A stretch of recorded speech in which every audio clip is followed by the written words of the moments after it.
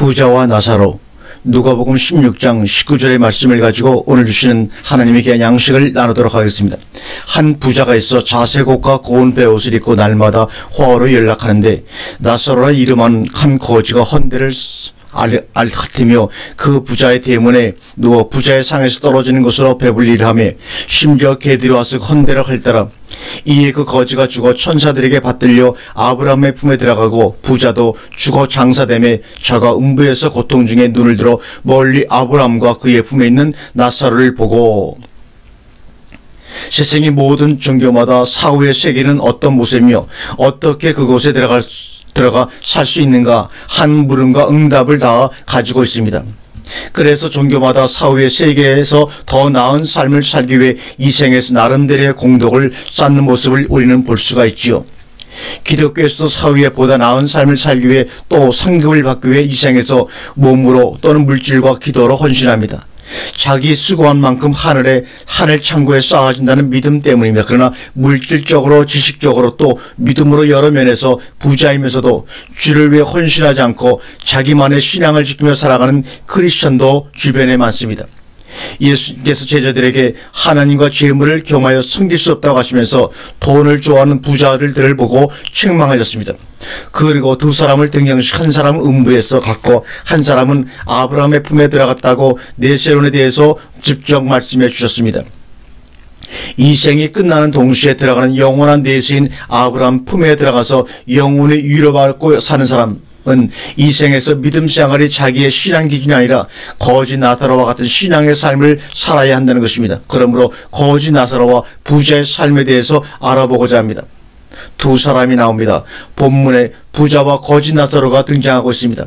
부자는 이 생에서 호화호식하며 살다가 죽어 음부에 가서 고통을 당하고 있는 반면에 거지 나사로는 이 생에서 거지로 고난을 받으며 살다가 아브라함의 품에 들어가 위로를 받는 대조적인 장면이 나오고 있는 성경 말씀입니다. 저는 은혜를 받고 난 후에 이 말씀을 대할 때마다 뭔가 늘 석연치 않은 느낌을 가졌습니다. 천국에 가는 기준이 예수님을 영접하고 그분의 삶을 본받으며 사는 것으로 믿고 배워왔는데 부자와 나사로가 예수님을 믿었다는 말이었고 단지 음부에 간 부자는 호화호식하며 살면서 거지를 돌보지 않았다는 것과 나사로는 구걸하는 거지로 살았다는 차이점인데 이것이 천국과 지옥 가는 기준이라면 오늘날 부자들은 예수님을 믿어도 천국에 들어가기 어렵다는 결론이 나기 때문에 구원의 교리와는 어긋나지 않나 하는 생각이 들었습니다. 그런데 어느 날 성경에서 말하는 부자는 어떤 유형의 사람이며 가난한 자는 왜 가난하게 되었는가를 알게 되었고 그것에 대한 연구를 한 바 부자가 음부에 갈 수밖에 없고 거지 나사로가 아브라함의 품에 갈 수 있었던 이유를 알게 되었습니다. 그러므로 먼저 성경에서 말하고 있는 부자와 거지에 대해서 알아보고자 합니다. 성경이 말하고 있는 부자입니다.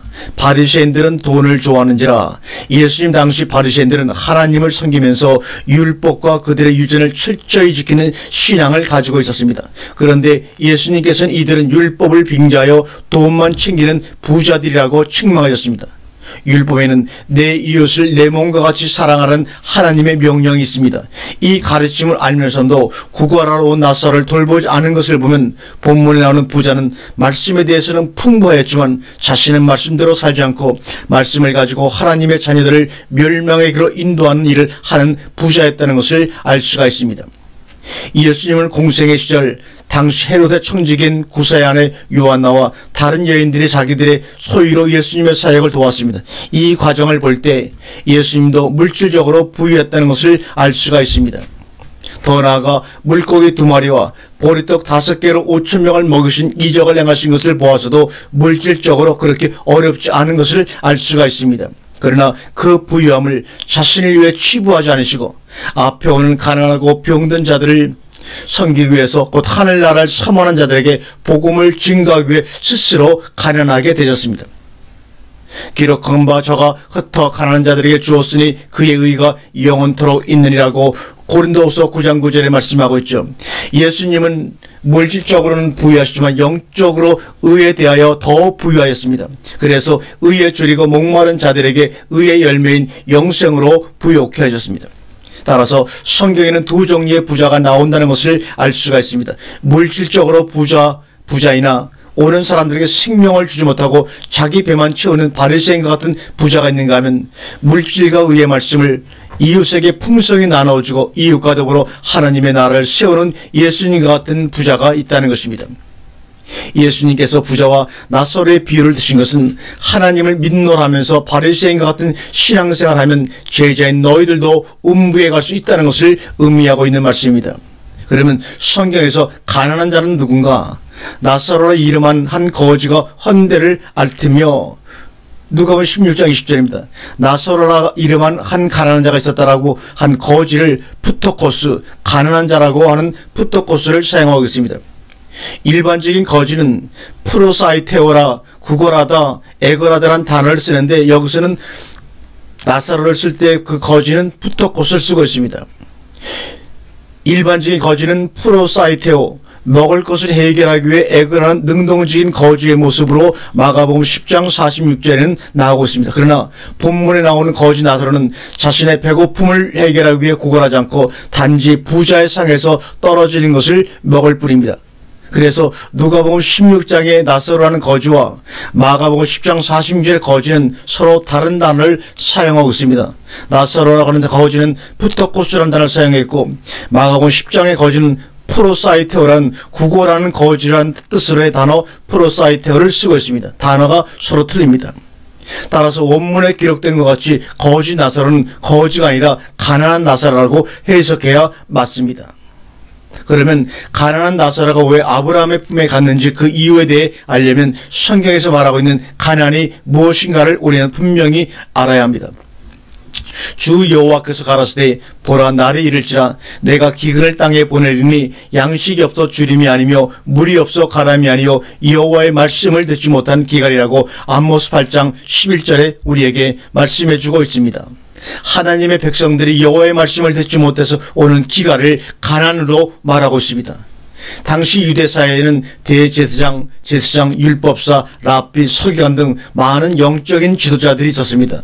그들은 하나님의 자녀에게 생명의 복음을 주어 영적 가난함에서 벗어나 영생의 열매로 하나님께 드려지도록 양육해야 하는데 율법인 하나님의 말씀을 가지고 오히려 지옥의 자식으로 만들고 있었던 것입니다.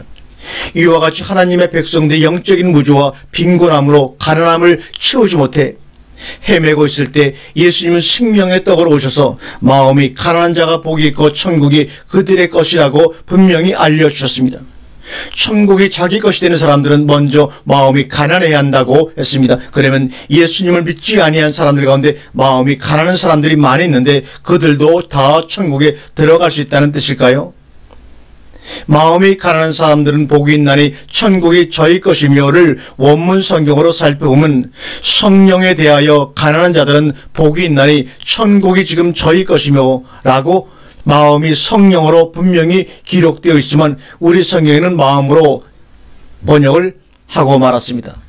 원문 성경에서 마음은 카르디아라는 단어를 썼고 성령은 프리마라는 단어를 쓰고 있습니다.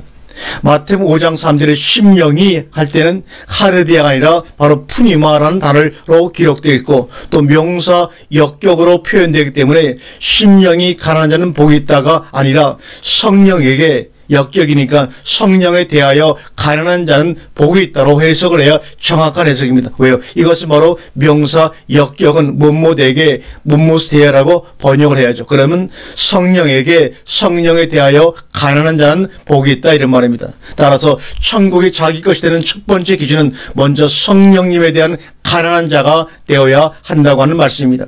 예수님 당시 천국이 자기 것이 되려면 성령을 받아야 하는데 그 과정을 먼저 알아보면 살리는 것은 육이니 육은 무익하니라.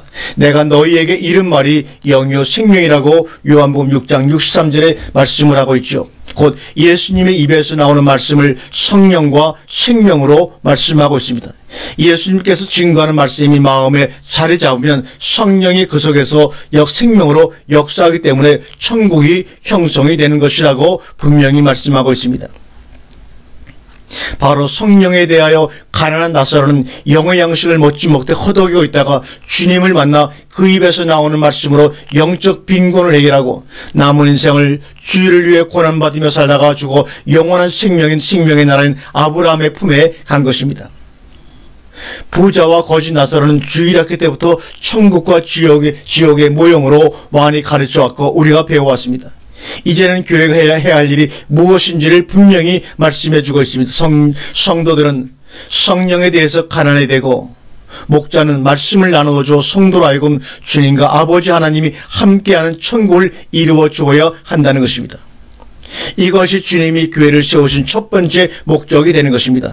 이 일을 등한시하고 외적인 부와 능력으로 드러난 능력을 가지고 신앙의 기준을 삼는다면 부자와 같이 이 땅에서는 호화호식하며 살지는 모르지만 사후에는 버림을 받을 수밖에 없다는 것을 말씀해주고 있습니다.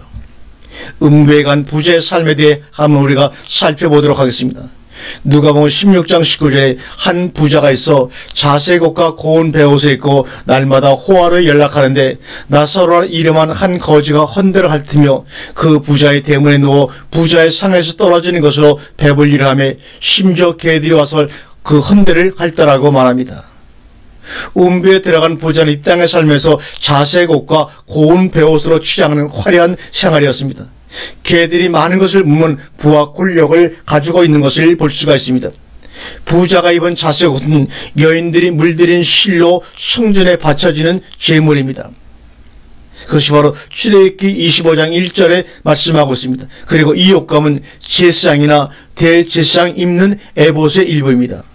군병들이 예수님이 십자가에 달리기 전 입었던 옷을 벗기고 자색옷을 새로 입혔는데 이것은 예수님을 대제사장 또는 제사장으로 인정하는 의미로 해석할 수가 있는 것이죠. 구속사적으로 볼 때 부자가 자색옷을 입었다는 것은 대제사장의 권세를 행사한 것으로 볼 수가 있고 하나님의 사람들을 자기의 사람으로 만들고 있다는 것을 볼 수가 있습니다. 고운 베옷은 세마포란 뜻으로 삼배에서 가공한 부드러운 천으로 만든 옷을 말합니다. 영적 의미에서 세마포는 피 뿌린 옷으로 하늘 군대들이 입는 옷이며 구속사적인 입장에서 제사함을 이루는 하나님의 말씀을 비유하며 더 나아가 그리스도의 신부들이 입는 옷으로 나오고 있습니다. 이런 측면에서 볼 때 부자가 입고 있는 고운 베옷은 하나님의 말씀을 가지고 치부하는 상태로 볼 수가 있습니다. 부자의 상에서 떨어지는 것으로 배불리려 하며 심지어 개들이 와서 그 헌대를 핥더라고 말합니다. 호화로운 생활하는 부자 곁에는 많은 개들이 있습니다. 이 개는 헬라어로 퀴오온입니다. 사냥개란 뜻입니다. 일반 개가 아닙니다. 부자 집에 있는 사냥개는 짐승을 잡기 위해 조련사 위에 훈련된 개를 의미하고 있습니다. 개는 주님의 상에서 떨어진 떡 부스러기를 먹고 나서 귀신이 나가 새 생명 얻는 스르보니게 여인의 딸과 같은 사람을 비유하고 있는가 하면 하나님의 은혜를 받고 난 후에 자기 몸 때문에 옛날 모습으로 돌아간 사람을 비유하고 있습니다. 그것이 바로 베드로후서 2장 20절에 나오고 있습니다. 더 나아가 개들과 술객들과 행음자들과 살인자들과 우상숭배자들과 거짓말을 좋아하며 지어내는 자마다 성 밖에 있으리라고 요한계시록 22장 15절에서도 말씀하고 있습니다. 하나님이 거하신 성에 들어가지 못하는 개들도 있습니다. 이것을 종합해 볼 때 부자의 상에서 먹고 마시는 개들은 하나님의 은혜를 받고 난 후에 예수님의 삶을 본받아 사는 것이 아니라 자신의 몸을 위해 사는 신앙인들로 볼 수가 있습니다. 예수님은 자신의 입에서 나오는 말씀 즉 생명의 떡으로 12 제자들과 그를 따르는 자들에게 주었습니다. 그리고 제자들과 따르던 여인들은 예수님의 하시는 일을 도왔습니다. 더 나아가 제자들은 주님이 하시는 사역을 이어받아 귀신 들려 고통당하는 자에게 생명의 복음을 줘 영혼의 고통을 해방시켜 주셨습니다. 그러나 부자의 집에서 조련된 개들은 죄와 허물로 인해 상처받고 있는 하나님의 양인 나사로를 돌보고 상처를 싸매주는 것이 아니라 오히려 상처난 나사로의 함부를 더욱 깊게 상처를 내고 있었습니다. 혹시 나는 하늘의 은사를 맛보고 난 후 나의 육체 때문에 살고 있지는 않습니까? 오늘 만나는 사람들 가운데 나사로와 같이 몸과 영혼이 병든 사람에게 선한 사마리아인처럼 먹을 것, 마실 것을 나눠주고 있습니까? 아니면 주님의 은혜를 맛보았거나 다시 육신으로 돌아가 형제의 마음에 상처를 주고 있습니까? 우리는 바리새인과 같은 부자나 그 곁에 있는 개들과 같은 신앙이 되어서는 안 됩니다. 천국에 간 나사로에 대해서 한번 우리가 알아봅니다. 아브라함이 가로되 예 너는 살았을 때 내 좋은 것을 받았고 나사로는 고난을 받았으니 이것을 기억하라. 이제 저는 여기서 위로를 받고 너는 고민을 받느니라고 누가복음 16장 25절에 말씀하고 있지요. 아브라함의 품에 들어간 나사로는 이 땅을 사는 동안에 주님을 위한 가난함으로 고난을 받으며 살았습니다. 그 고난의 삶이 내세에 가서 영원한 위로를 받게 되었던 것입니다. 하나님은 모든 사람에게 삶을 영위하도록 각자에게 분복을 허락하였습니다. 그러므로 주어진 것에 만족하면서 나사로처럼 성령을 사모하는 가난인이 있어야 합니다. 나사로는 그러한 가난함이 있었기에 예수님을 만나 성령으로 거듭났고 또 죽은 지 나흘 만에 주님의 음성을 통하여 살아나는 이적을 맛보았습니다. 전설에 의하면 다시 살아난 나사로는 지중해에 있는 키프로 섬에서 복음을 전하다가 죽었다는 전설이 있습니다. 우리는 하나님의 자녀가 되었다는 것으로 만족해서는 안 됩니다. 예수님은 하나님의 아들로 이 세상을 살면서 하나님 나라에 관한 복음을 전한다는 이유로 온갖 고난을 당하셨지만 피해가지 않았습니다. 오직 하나님의 아들됨을 감사하며 감당하기 어려울 때는 눈물로 아버지께 간구하며 맡기신 사명을 묵묵히 감당하셨습니다. 그 결과 아버지의 나라에서 영원토록 왕의 왕으로 영광을 받으시고 모든 나라를 다스리고 계십니다. 이것은 하나님의 자녀들도 주님과 같은 길을 걸을 때 영광되는 하나님의 나라가 약속으로 주어진다는 것을 우리에게 보여주고 있는 것입니다. 그러므로 훗날 영광을 받기 위해 세상 사람과 같이 육신의 안락을 위해 살지 말고 하나님의 나라를 위해서 주님과 함께 고난받기를 즐거워해야 합니다.